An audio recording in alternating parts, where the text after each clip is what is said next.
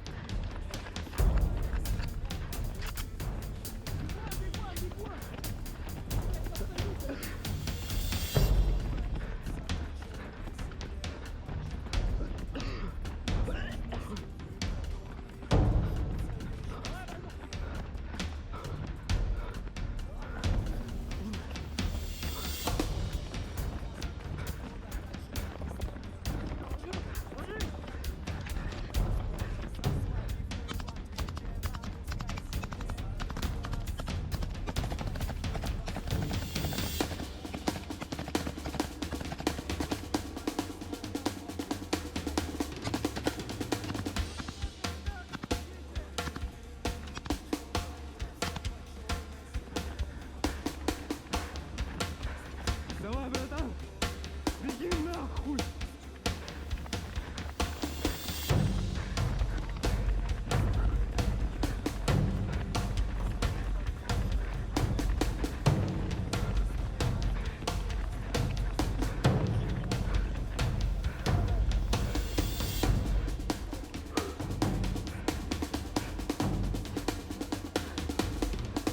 Беги!